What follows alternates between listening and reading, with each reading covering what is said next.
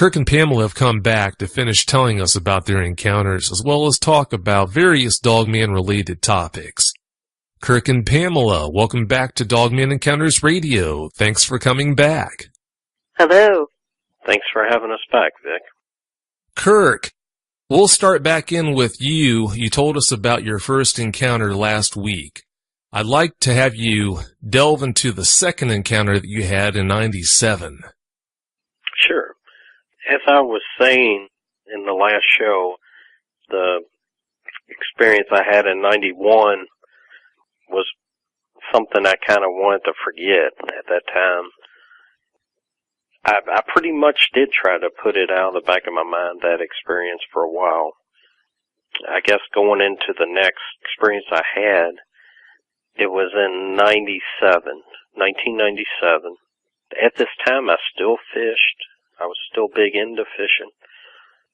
I normally would do a lot of just the shore fishing. But at this particular day, I had a guy I used to do a lot of work for, a lot of construction work for, some demolition work, and he had called me and invited me to go to an area in Kentucky, actually land between the lakes, down in western Kentucky. At this time, I had never been in that area in Kentucky. I'd never fished it, never been to the lake, nor did I own a boat. So when somebody offered, I jumped on it to go. At the time when we decided to go to the land between the lakes, like I said, I'd never been down there. We wanted to do some crappie fishing. It was early spring, probably right before it hit May of 1997, and that's usually when your crappie and stuff, it's pretty decent in Kentucky in that month, April to early May, I would say. So we got down there, planned to do about a day and a half maybe of fishing. Throughout that day, it was decent weather, still real kind of cool mornings, temporarily warm days. We fished throughout the first day, just catching on and off, and the first night it went, came back next morning, got ready to go out. Everything was going pretty good. The weather was kind of crisp. Like I said, it was still kind of not getting hot, not getting too cold at night. It was almost perfect. Going into the second day, as it was getting dark on the lake, where he wanted to fish, it was not too far off the shoreline. And when we did this, we were bobber fishing. And from the boat to the shore, and kind of back into a cove, but not all the way back into a cove. The part where we sat for where we started doing the bobber fishing for the crappie was, if you looked from about 40 yards from where our boat was to the shoreline, and then it was all pretty much timber and not a lot of undergrowth yet. It was still early to get a full undergrowth of where you couldn't see anything, because in the summer it's like a jungle. I mean, it's totally, you can't probably see 2-3 foot into the thickets, because of all the undergrowth. So on this second night, we were fishing and sitting on the boat. We were both starting to hear what normally, like I said, in 91, in my experience, where it sounds like it's deer. It always sounds like deer stepping on driftwood, or it always strikes me as the sounds. It's the same kind of a sound. So in this particular time, after I kept hearing it, but you couldn't see anything. It's pitch dark. And so he always carried a spotlight. We would often spotlight areas where you would hear, to get a glimpse of what was walking around or out there fishing, if you're sitting there, you want to know what's always making noises. This particular time, after about the second or third time of hearing it, my friend Teddy spotlighted the area. When he spotlighted the area, and I would say as he spotlighted it, it was probably about 75 to 100 yards from the shoreline, going up on an incline. When the light hit the area, at first he was scanning it. He did it a couple more times because I was still hearing the popping. Probably the fourth time of spotlighting that area, the light hit this. It was at first I thought it was a man. Just by, doing a look twice. But it wasn't. It was a creature, a bipedal creature, and it had the ears. I could clearly see the eyes, and the eyes, from the light, it was almost like when you shine a light in a cat, in a feline's eyes. It kind of had that greenish, orangey glow, but more greenish, almost like just how it reflects like that, like a cat's eyes. At first, it don't register, but the thing that stuck out on this bipedal creature was the calves, the calves on the legs. And it had legs like a squatch. From what I could see, the calves were almost bigger than the thighs. I could see the muscles in the calves and on the thighs. And it just, it's one of those things like, you just don't, you're taking retakes. But I do know when he shined the light and it hit it, it didn't make a full body turn. It turned a little, and it didn't hold its hand up to try to block the light or what a person would do to block it out of its eyes. It just turned, and I felt like I was making eye contact, and it acted like we were no threat, and actually at the time I didn't feel any threat from this thing. It was unbelievable. But it continued, like I said, it didn't hold up its hand. It stopped for a little, turned a little, and it just went back to walking. It just walked off, and we spotlighted it and kept it on there, and probably in about 20, 25 seconds it was gone into the darker parts where we couldn't spotlight it anymore. But the eyes on this thing were more like an Asian type look to these eyes with the shape. And the eyes were set just like a person's, like on a squatch. And they were right where they're supposed to be.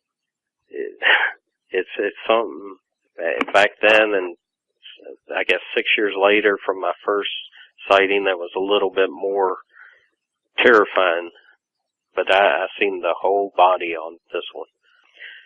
I guess you could say 17 years later, on Memorial Day 2014, I filmed, or I got on my film, what looked to be so similar to this thing I saw in 97, walking off in that area. Yeah, I mean, it looks so similar to what I filmed this year on Memorial Day. Kirk, you started in describing something about the ears. What did its ears look like? The ears were really, really pointy.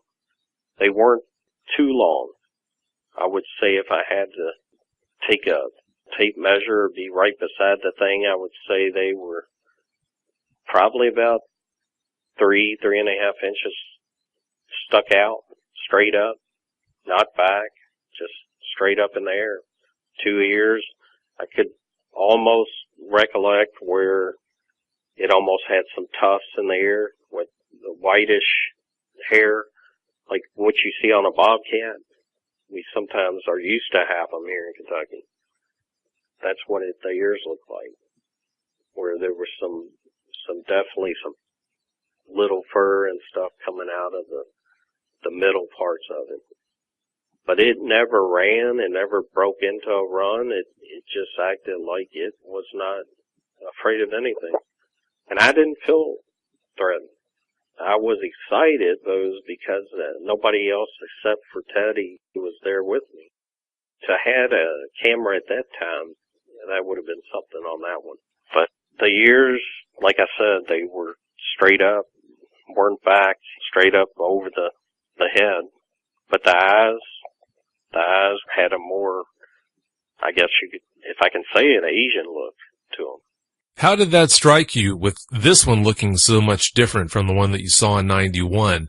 The one in 91 you talked about last week, you talked about how it had hocks, it had a canine leg structure.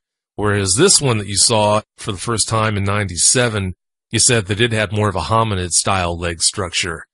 It had definitely a bipedal, hominid, squatchy look. From getting in Memorial Day of 2014 this year, and where I filmed that film was in Daniel Boone National Forest. At the time when I filmed it, when I was down in that area, I did not see this thing until I had gone back home and I was reviewing the film.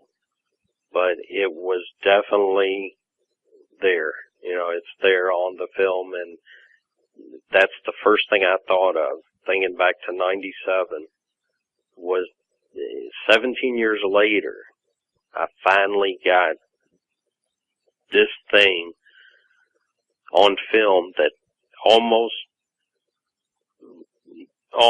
to the T resembles what I filmed in that film.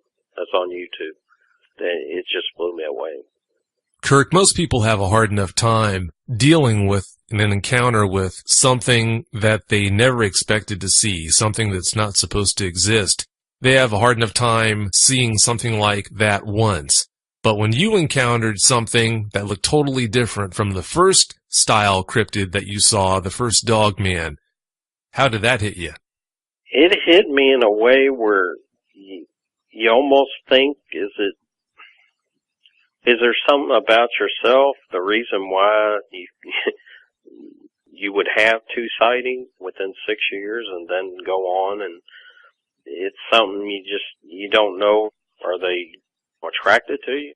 Because like you said, I guess a lot of people don't encounter it. And until you encounter it and you see it with your own two eyes, I guess I can't blame people for not believing certain things. But when it's on film, you have to at least take a look at it. You can't just discount it, because if it's on film, there's people that can break it down and tell you if it's real. And I know what I got's real. But like I said, when it's on film, you have to look at it. Looking back, I really wish I would have had some kind of camera. I would think back in 97 that the cameras were probably still huge. I don't even know if I had a cell phone in 97 till about 99 or 2000, because I just didn't use them. But now they're so accessible now. But that's one thing that I would have really have liked to have, some kind of camera back in 97 on that boat, because that I saw and I could have had. I mean, it probably would have lasted for about 20, 25 seconds of some clear, just right up zoom footage. There would have been no doubt about that. The first one that you saw in 91 almost fits into the category of being a canine type. Those eyes that it had kind of throw that idea out the window, though, so I'm not really sure what to think about that or what it was. But it sounds like you definitely saw a Type 3 in 97, and then again the second time that you saw it. Most people that I know of that have seen these things, they only see one type or the other, even if they have multiple encounters. That's very unusual that you were, I guess you could say, fortunate enough to have those encounters with two different types. I would say that's pretty fortunate, but in the after 97, I became totally, for a while, engulfed in trying to figure out how I could go about getting stuff on film that would validate my stories. Like I said, 17 years later, I have either come close to it or it's there, because it's on the film. At least I got that on there. It makes you think you're not crazy, this stuff, it's there. You got it, and people can look at it, and they can break it down if they want to, and that's perfectly fine for people to do that, because I'm wanting somebody to take that film and analyze it, because I don't, at this time, have the equipment to do that. I enlarge it as much as I can. I try to bring it out as much as I can, though it's still visible in the regular speed and the regular film, but it probably would definitely help if somebody did analyze that particular film. Maybe somebody will do that. Well, hopefully someone that's listening to this that's got the necessary skills will come forward and volunteer to do that for you. That would be great. I welcome someone out there, if they want to do it, to do it. I give them the permission to do it. I think what they find they would like, how they break it down. I'm not computer savvy. I usually work with my camera and my phone, and a lot of my stuff is raw, and I started out putting my videos on my channel where it's so raw, it's not run through any computer, it's just taken directly off the screens. And I kind of thought about that about a year ago, and I know people had asked me, and now it's kind of like my trademark.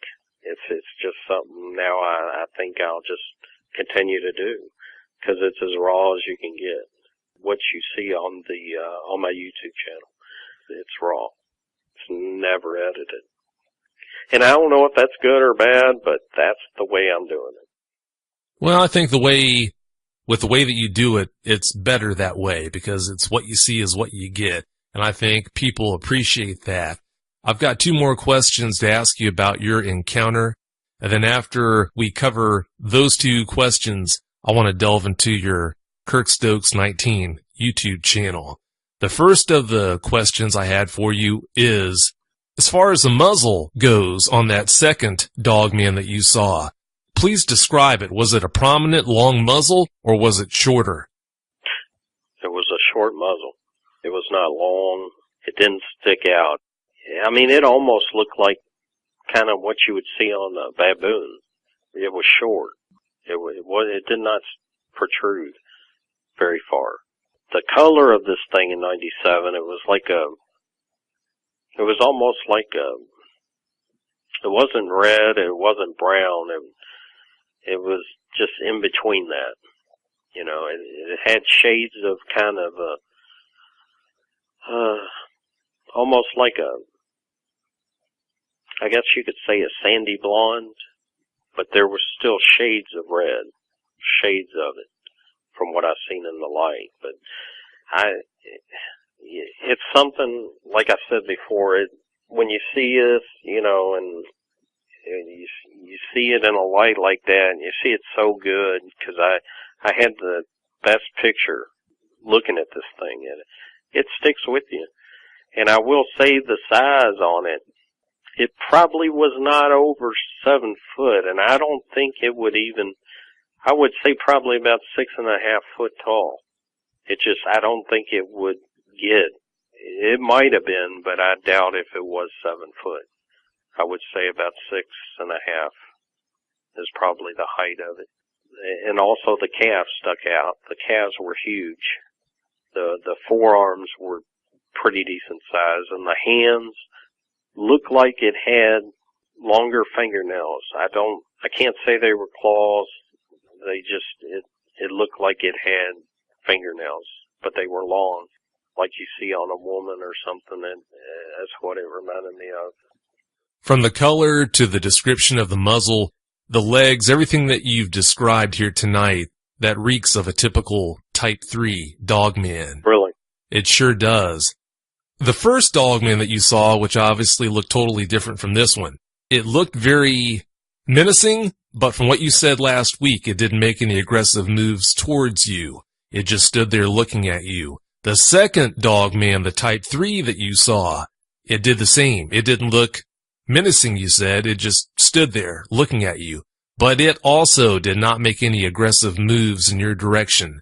And then the second time that you believe you saw that same one, from talking to you in the pre-interview, you said the same thing happened. No aggressive moves. Having had 3 encounters with dogmen and not having any aggressive moves made in your direction by them, does that leave you feeling like maybe they're not as dangerous as it might seem they would be? No, I don't believe that. In that first encounter in 91, even though it didn't make a move out of that tree line, just seeing the profile on that thing, the canine teeth, the way the eye was and the head, the size of the head, that was threatening. But this one in 97, it really wasn't. It didn't have the look in the face. The look in the face when the light hit it, it was really, if you could say, kind of just really peaceful looking. But then the thing in 91 was, that thing was a monster. I mean, it was, like I said, it was designed for something, a killing machine is what to look. And it instilled the fear, not unlike this 97 encounter or this past Memorial Day in 2014. But I think if anybody was to see the actual thing that I saw in 91, they would come to the same conclusion that, yes, you should be afraid of that thing. But these other two, you said they sound like the Type 3 in 97 and then this past Memorial Day. They don't look threatening like that. You know, they don't come across like that, or they haven't to me in those 2 latter cases. Well, if you have to have an encounter with a dogman, the Type 3s are definitely the ones that you want to pick over the canine types. Yeah, I would say you're right on that. What I saw was the actual, in 91 was the canine type, which I believe it was.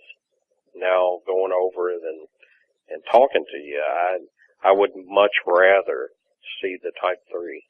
If I'm out anywhere, especially at night, I would definitely rather have my experience with a Type 3.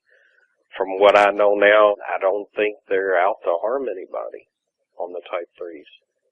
I could be wrong, but the thing in 91, that's a totally different monster. If anyone has to have an encounter with these things, the encounters that you had in 97 and then again in 2014, that's definitely what you want to shoot for. Now, having said that, Kirk, I want to get into your YouTube channel, Kirk Stokes 19. Please give us the user's guide to Kirk Stokes 19. Tell us what we can expect to see when we visit that YouTube channel, everything that we need to know. Sure. On my YouTube channel, Kirk Stokes 19, it's the same in my description as I try to tell it, as where when you go to my channel, you're going to see videos that I have shot personally that are unedited. It's raw. I don't do any editing. And like I said, I started that out because I didn't have the equipment to do it. I really still don't. Yeah, I'm kind of thinking that, like you said, might be a better way to do it, to show the videos. And when I started it, I really got into it in about 2012. I had done some filming and was doing research around Kentucky before that. But the reason why I really decided to put the channel on in 2012, for a long time there, between 2008 to about 2011, I kind of got stagnant, where I wasn't moving around, going out, and had some personal things going on.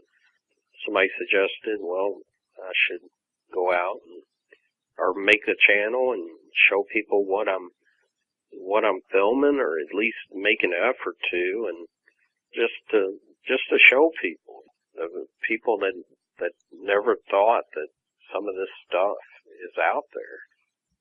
Before I filmed this dog person, which I guess dog man, in 2014 on Memorial Day in Daniel Boone National Forest, that was the first time, like I said, since '97 that I had seen something so similar, but this time I had it on film.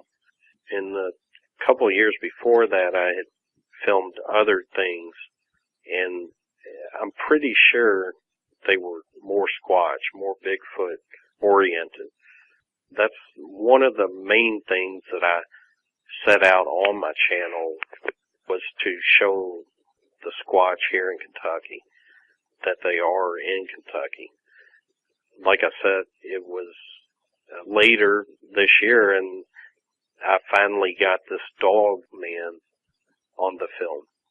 It was actually on the film, and now I'm starting to wonder if they do really run together, the Squatch and dog man, which I know Pamela first kind of sent me on that with her information on it, and before that time I never gave it a thought, and then it was always me looking for Bigfoot, Squatch, and I really, until, like I said, I filmed the dog man this year, I never, all those two other sightings were kind of put out in my head.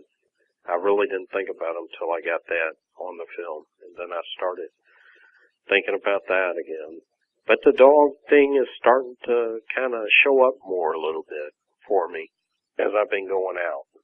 It's been kind of more prevalent than maybe Squatch now. And I don't know what that's due to, but it's definitely showing itself now. You know, Kirk, it's not just you. For some reason, dogmen are, it would appear, becoming more numerous. More encounters are coming in all the time. I don't know why, like I said, but it's not just you. That's the way it seems to be all over. That's what I've noticed, actually, in the past year. And not just with myself, but other people telling me that, yeah, you're right on that, that it seems like the dog men and these beings are making more of a, either a comeback or they're just showing themselves more. Before I make a point here, Kirk, I want to share something with the audience. For anyone that visits Kirk's YouTube channel there, Kirk Stokes 19, you're going to notice that the videos and the pictures aren't super crisp. They're not necessarily all money shots, but understand, I want to make sure that you know Kirk does have pictures and videos that are true money shots. Unfortunately, because of the nature of what we do, where it's an environment where you have to worry about someone pirating pictures and or videos now, I think it's wise on his part not to put his money shots out there where that could happen to them. You're absolutely right, Vic. You hit the nail on the head. I'm sure a lot of people do that. I'm sure a lot of people have video or photographs that they release for that reason or don't release. And you're absolutely right. It's a shame it's got to be that way, but I don't blame you for doing that. It only makes good sense. Now, moving on, you've seen both dogmen and Sasquatch out in the wild, close up and personal. Is there a difference in feeling when you have an encounter with one compared to the other? I've had bad encounters, I guess you could say, with Squatch, and I don't know if it's more on a personal issue rather than what they've done.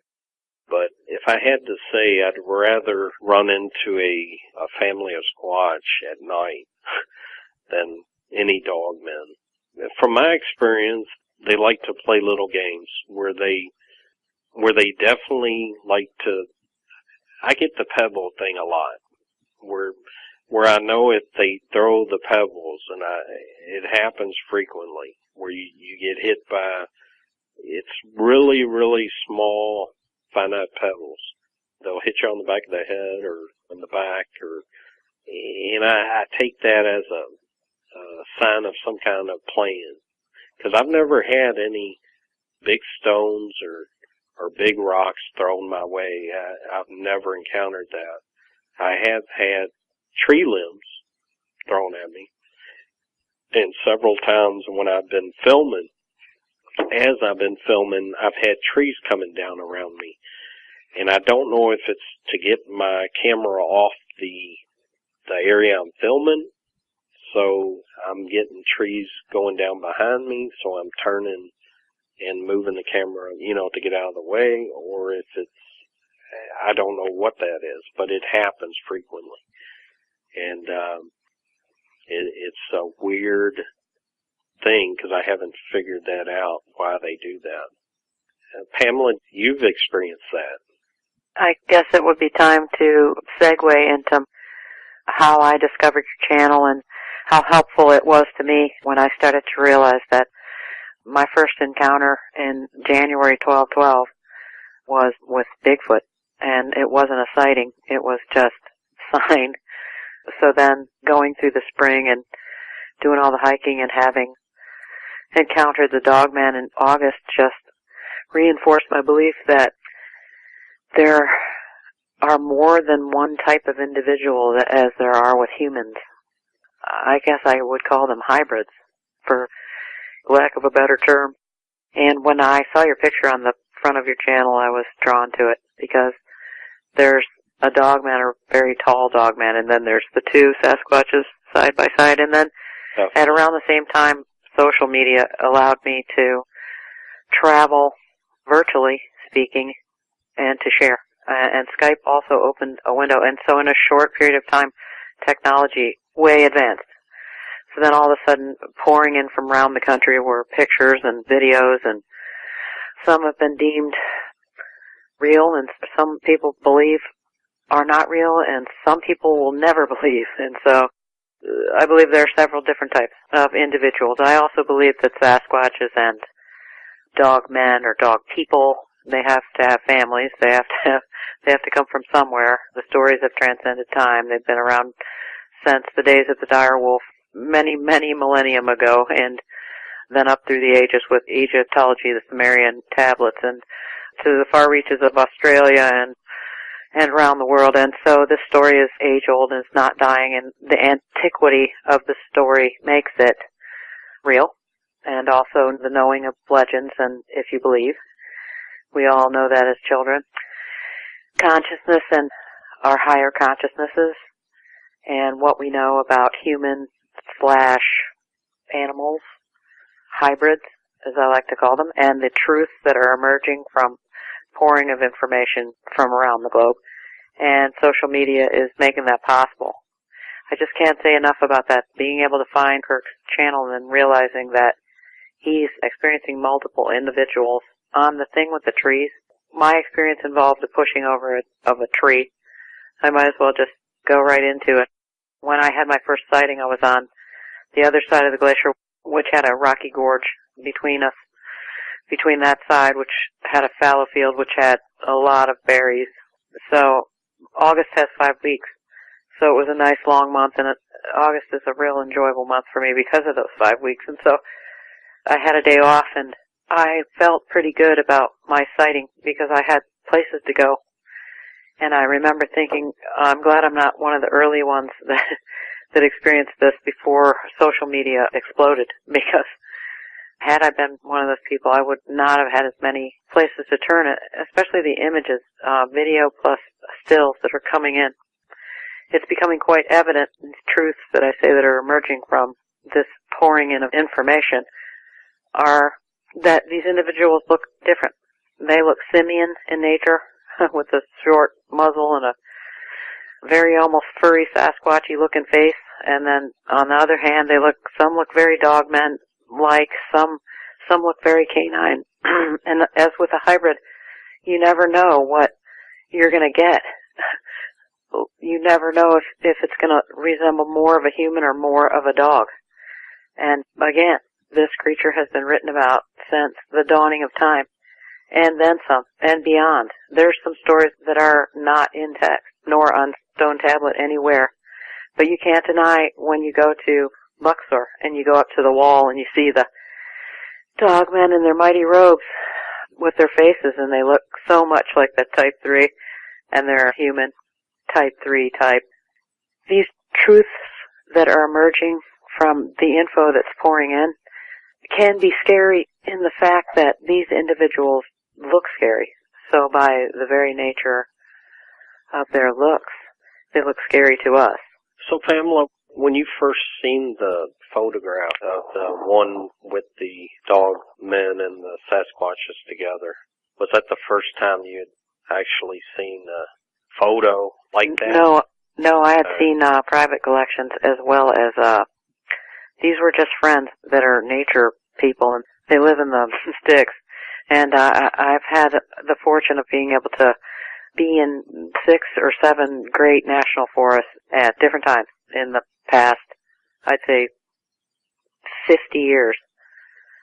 There are certain things that occur, that certain truths that are emerging, and also we ended up with a group of people who were like-minded, as like-minded people flock together. And when I first saw your picture there, I realized that you were experiencing multiple individuals there, which is becoming a recurrent theme as time travels along, and said videos and still pics pour in from across the globe. And don't forget the trail cam pics and the auditory. There's the auditory too. That's another whole area of sign, what I call sign, that either I wasn't paying attention back in the 70s in the forest, or I've changed, and I'm noticing this more now.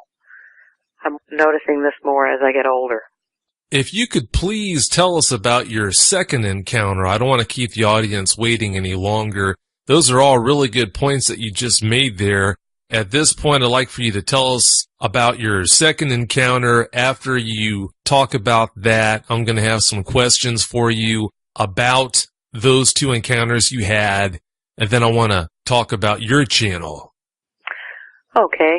What happened with me, it was late August, almost the very end, and I was by the caves. I had discovered a waterfall, which was quite beautiful, and the water, I had tested it out, and it was almost crystal clear.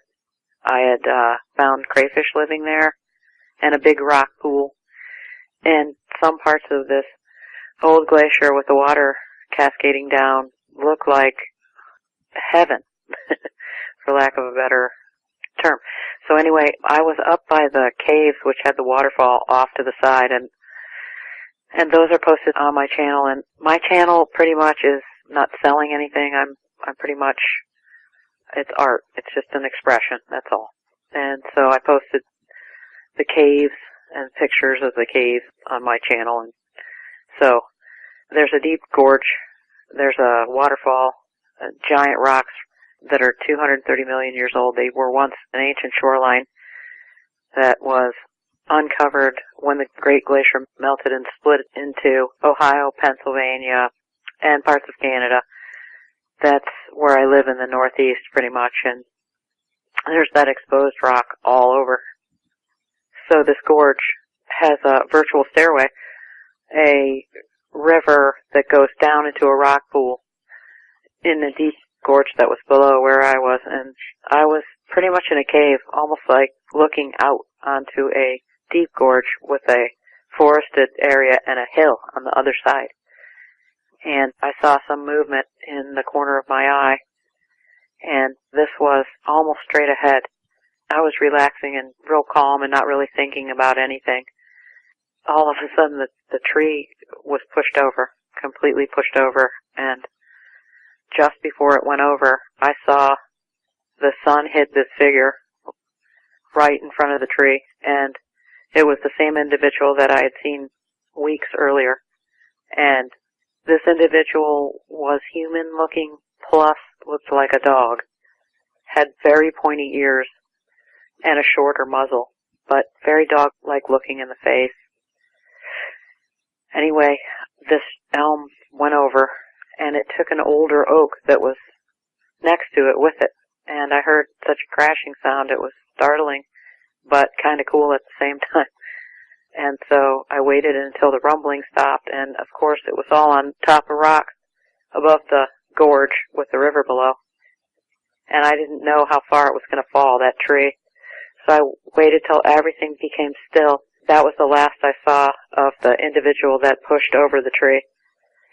So I got up and ran as fast as I could traverse this glacier and the high side where I was and the river below, and up the other side of the mountain, which was going to take me around, like 38 minutes to do.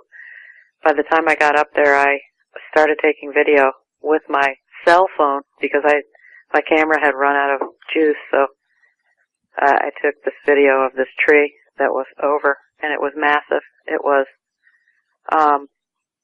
almost 4.5 feet around. I had to step over it and shimmy over it. I had to sort of straddle it and then go over it to get to the other side. So I'm not sure my video did justice to how big this tree was. It was startling. So I was on Kirk Stokes' channel, and I saw that tree shaking video, and then I had already seen around 4 other videos come in from other states about tree pushing over and tree shaking, in which an individual was partially shown. I remember thinking, how many of these videos and pics are you going to have to see before people realize that not only is there something going on in America's major state park forest that either we didn't notice before or this behavior is amped up to the point where it's becoming evident to everyone, or that the time period 12-12-12 was supposed to be a revelation, a lifting of the veil. That's what apocalypse means. It's not an ending, it's actually a new beginning, or a revelation. If one looks that definition up, they will find that that's true. That is why I started cataloging the earth changes on and around that date. It was an important thing for me to do. That's what my channel's about. That's why I'm on YouTube. It's a form of art. It has nothing to do with selling commercials or any other commercial type of venture. And there are many people out there that have YouTube commercials that don't make money on them.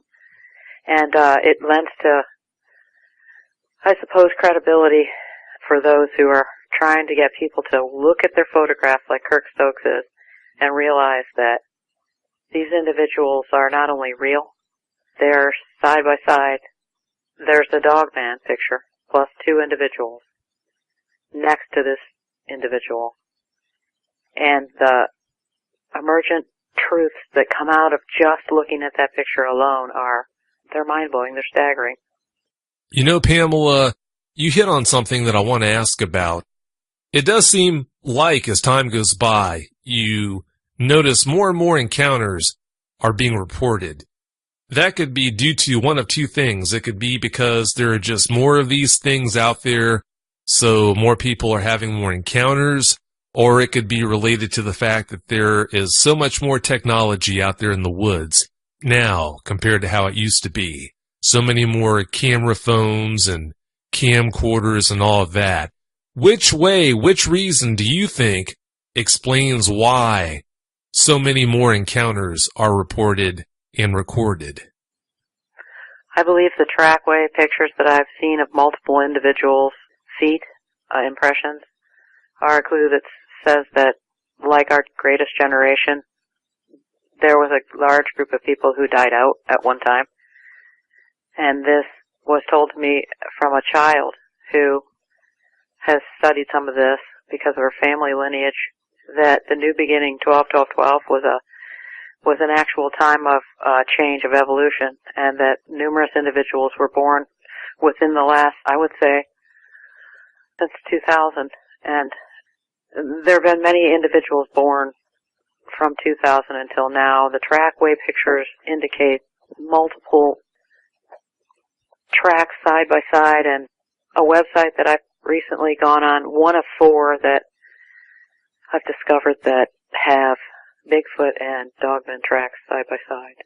So it's becoming evident that these two sets of individual groups live together or close together, and that either it's the technology or a large group of individuals has been born and is growing up in our nation's forest areas, which pretty much were set aside. And Ken Burns' film, The State Parks, can give you the history if anybody out there wants an update on when the Park Service set aside these lands and how easy it is to travel the power grid and along the railroads and remain unseen in dense forests where park rangers have to have fire towers to watch for fire because they can't get into this thicket, to this bush, to really see what really lives there.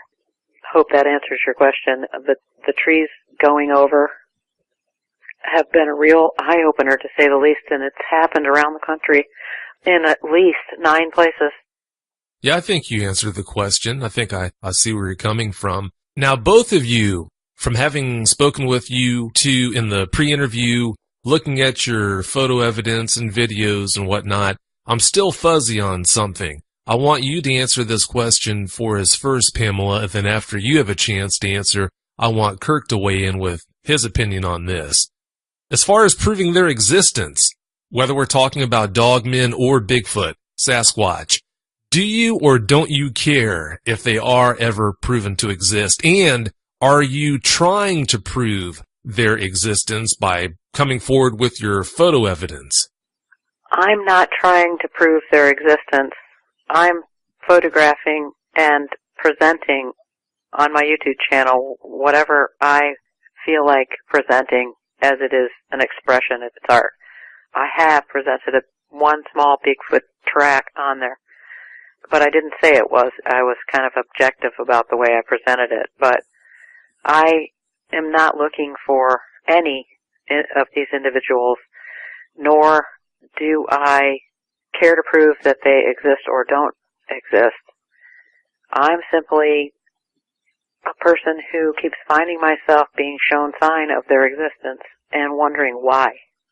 That makes sense. How about you, Kirk? What are your feelings on that? I actually started, like I said, the reason I started the YouTube channel was to actually, I guess in a way you could say, yeah, I'm trying to prove they're here in Kentucky. It's an extension of what I'm seeing. So if I just keep telling people what I'm seeing, then I'm not showing no evidence at all. It's not gonna go far. So I guess you could say I did set out to prove that at least these things exist in Kentucky. That's where I'm from, and I was gonna say before, every picture, every video I own, I have taken from the very western part of Kentucky to the very eastern part of Kentucky. So I've covered almost every area in Kentucky, and I think I could almost prove that they're in every part of Kentucky from what my information shows. So, yeah, I would say that I did set out to, and still am setting out to prove that they do coincide with us across Kentucky. Yes, and why the need to present themselves to us, to people who are benignly going through the forest, such as I with my planting and whatever else I'm doing, gathering wild edibles and photographing and not bothering anyone and being quiet and being respectful. And then who do they choose to reveal themselves to? A woman with 2 kids and a dog, people that aren't doing anything to hurt anyone else, many who are out there in reality trying to get away from people and trying to relax, trying to lower their blood pressure or hike for their exercise or walk a spiritual path, which spirituality meaning a connection with the earth, nothing religious, no religious connotations there in any way, shape, or form.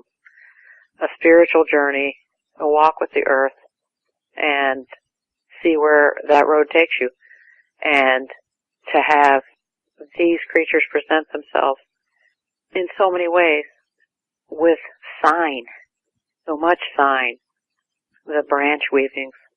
Another thing that drew me to certain channels on YouTube and things that I kept on seeing over and over again in each forest, literally 13 forests within a week's time, this info pouring in from across the states and finding similar branch weavings.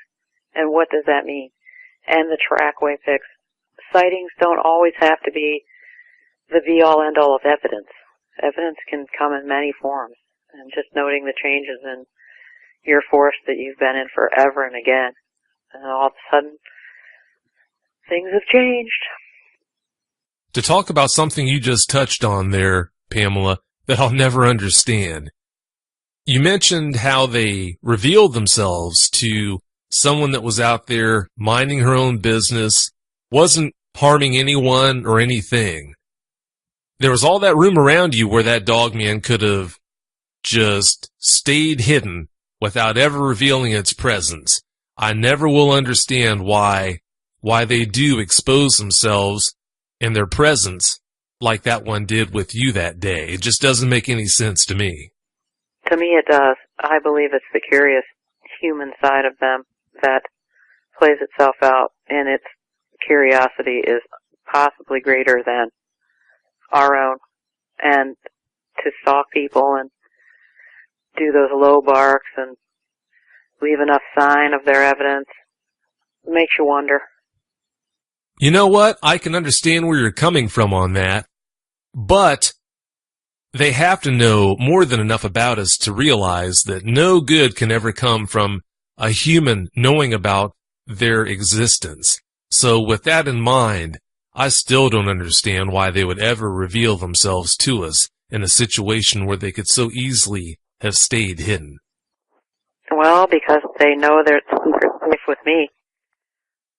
My channel is not about exposing them. Therefore, they're showing me sign. I imagine that, like any animal, they don't speak with words, that they speak in visuals and in sensory, and they're revealing themselves to me, shows me that I'm a safe person to be around. So I derive comfort in that, Vic. That was comforting to me. You know what? That makes really good sense. If I think about what you were doing when it revealed itself, here it saw you, you're obviously not threatening in appearance. You're out there enjoying nature. You're photographing the mushrooms, I think you said, that day. That was the first sighting. The second sighting was even more benign. No, that makes sense. It's not like you were out there with a gun trying to blast a deer or anything like that. So that does make sense. You're painting a very benign picture. It had to have noticed that, and maybe that's why it revealed itself to you. That does make sense. I see where you're coming from. Plus, Vic, out of the many, many encounters that I've heard, which have been many, I'm exposed to so much social media, pics and video and testimony now with Skype, and the ability to talk to people around the country. I'm just beginning to note that the story is that the creature itself is scary looking, and the situation for the most part is benign.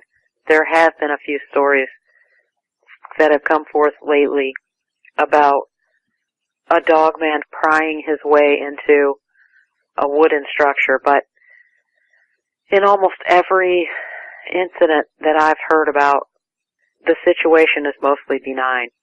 For those who have had a sighting and fear any reprisal or repercussion or any revisit by this creature, it's my feeling, it's my gut feeling that if a person showed any negativity towards having had a sighting, that this creature would never show itself again. I think it would pick up on the negativity like creatures that don't speak do, and that its senses are keen, and it can probably smell for a few miles and hear for a few miles and and maybe in tune to senses that we just don't possess. The human eye only sees around 7 to 10% of what's before it.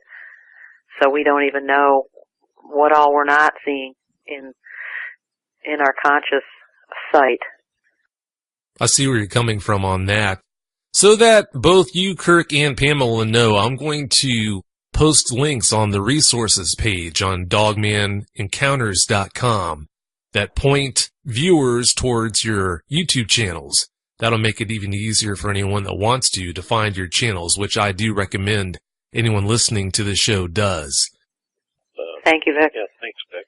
Oh, you're welcome. I appreciate that. Anytime.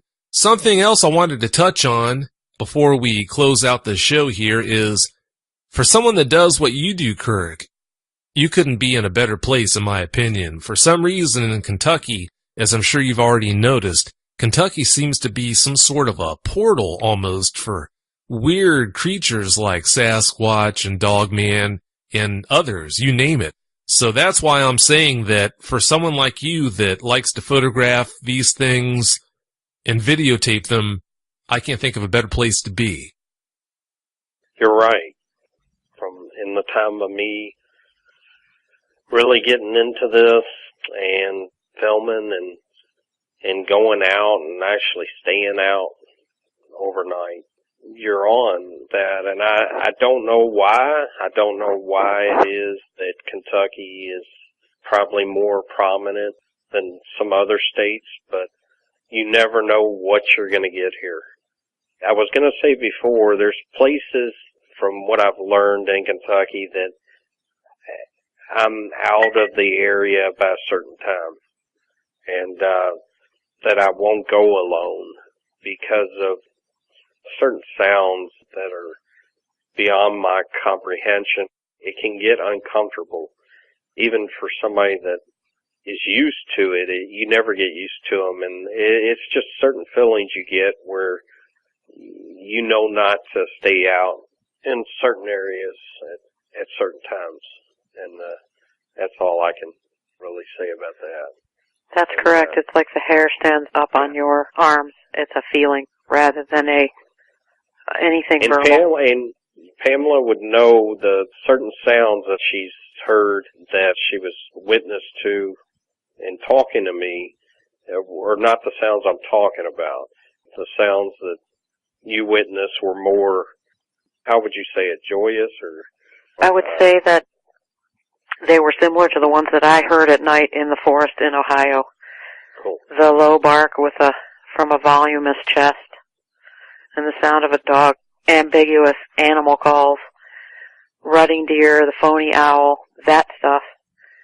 Just them playing around with you, and then thinking out to them, ha ha, you're so funny, and then getting a ambiguous deer rut coming up from the valley that was hysterical, and calling Kirk on Skype late at night before the summer ended, and listening to the Sasquatches barking and roaring, and the dogmen that were near the undertones of them.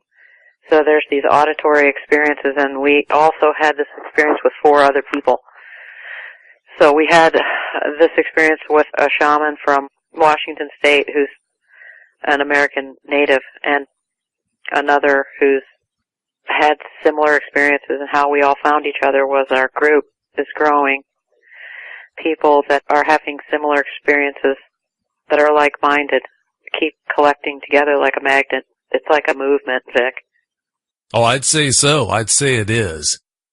Well, it's time to wrap this show up, Kirk and Pamela. Pamela, you first, if you don't mind. Do you have any closing points you'd like to make?